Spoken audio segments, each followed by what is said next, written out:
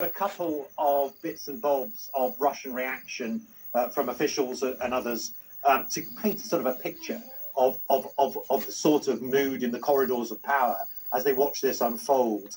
Kirill Dmitriev, who is a negotiator and a special envoy of President Putin to the US-Russia negotiations, he was in Riyadh a couple of weeks ago. He called it historic. That's all he said, but it's an indication of the about turn and the departure from the previous position of Washington when it comes to Ukraine, who, of course, it had been supporting militarily and politically. Maria Zakharova, who's the spokeswoman for the Russian Foreign Ministry, saying it was a miracle that Trump and Vance didn't slap Zelensky in the face. I've slightly paraphrased there because I haven't got the quote right in front of me. But that's the essence of what she said. Dmitry Medvedev, who is a former Russian president and prime minister, a close ally of Putin, he's given to pretty outlandish, outspoken statements. But he went on social media calling Zelensky an insolent pig, is how he's phrased it. But nevertheless, you get a sense from all of this that the Kremlin, those in power here in Russia, are very much enjoying what is playing out in front of them on their television screens. Isa. Do we know then where this leaves this ceasefire, this peace deal? Because obviously we know the Americans have been talking to the Russians about trying to get through the line. What has been happening just in the last 48 hours before we saw President Zelensky here?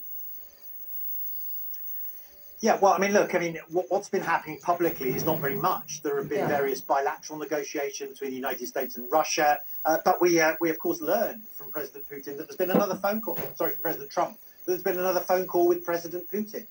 We don't know what was discussed. There's not been a readout from either side, but it did give us a sort of kind of insight into the fact, which is what many people suspected, is that negotiations are taking place behind closed doors, in private, even at the highest level. And so, it's you can imagine Vladimir Zelensky going to Washington and basically being told what the fate of his country is going to be as these negotiations take place over the top of his head, that he would have reacted, extremely badly to this. But again, in terms of where we go now with the peace talks and the potential ceasefire in this very bloody conflict that's been underway for the past 3 years in Ukraine, that's unclear. And I'm not sure it's something the Kremlin are that bothered about. It's the whole process that they benefit from.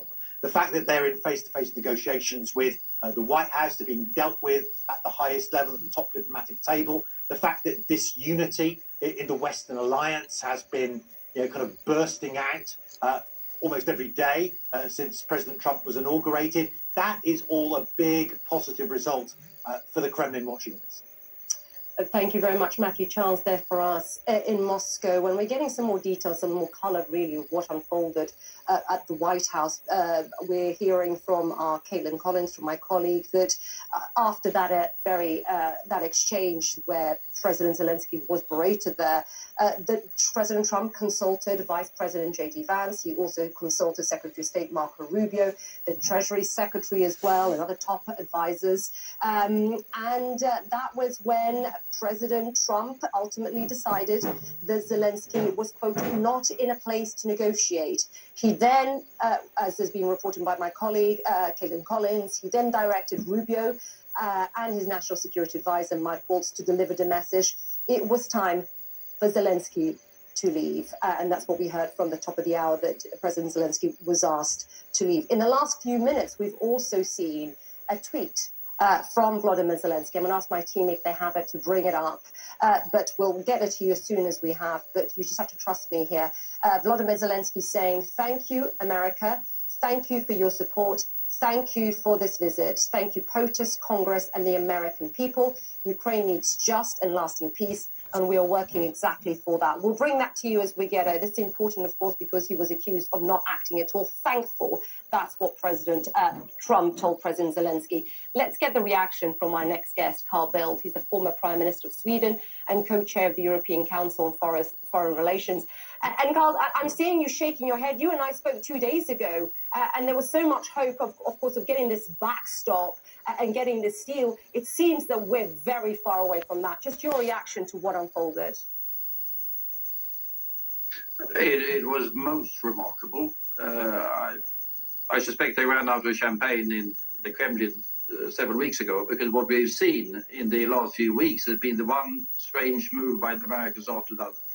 And the end conclusion so far is that the seriousness of American power is something to be doubted. You have the vice president attacking President Zelensky in the way he did, and that really initiated the entire sequence of things. There was an element between Zelensky and Trump as well, but I think it was the vice president that really took it to another level of attacking the president of Ukraine. Can anyone pick up the pieces of this? I don't know. Can the United States return as a serious diplomatic power? That looks debatable at the moment. And Donald Trump, President Trump, took to social media and he said he can come back talking about President Zelensky. He can come back when he's ready for peace. Look, we knew there was already bad blood. You and I spoke about this just 2 days ago between them. But they've come a long way in the diplomacy, right, with Prime Minister Starmer, also with President Macron. But today we heard you're not in a good position. You are gambling with World War III. You're not acting at all thankful. Just, make a deal or we're out. Basically berating him in front of the cameras. Do you worry this puts U.S. aid in doubt here? Well, it certainly does. And it puts it might well be that America leaves the scene. But that will be something for Europe to step up. That is going to be difficult, but is absolutely necessary.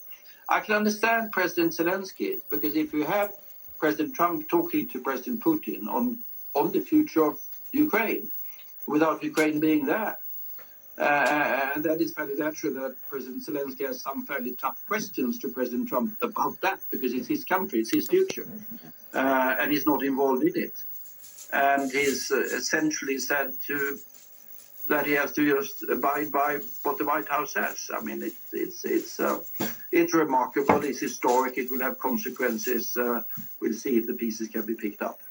And the point he was trying to make, and this is what I took away, I wonder if you saw the same thing, was that he was saying diplomacy hasn't stopped, right? Just words haven't really stopped Putin. We've seen that time and time again. We need that assurances, we need that security guarantees. So then Vice President Vance then pushed him. What position, what does Europe do now in terms of, do we see President Macron, do we see Prime Minister Starmer and others picking up the phone, trying to build this? Can they turn this around? Well, there will be a meeting in London on Sunday. There's a meeting, a European summit a couple of days later, so they will be fairly busy. But I mean, the essence of the thing remains the same. We need to increase the support for Ukraine so they can stand up to Russia. We need to increase the pressure on Putin so he's ready not only for a ceasefire, but for something that is more durable than just a pause in the fighting. Those are the essence of the thing, and that hopefully the Americans will join into. But if they want to pressure Zelensky into something that he sees as capitulation, that's simply not going to work.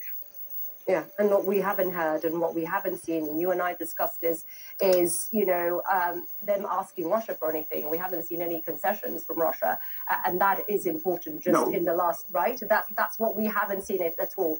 Sibylle, really appreciate you taking the time as always. It's generous for your time this week. Thank you very much. We'll continue our breaking news coverage after this very short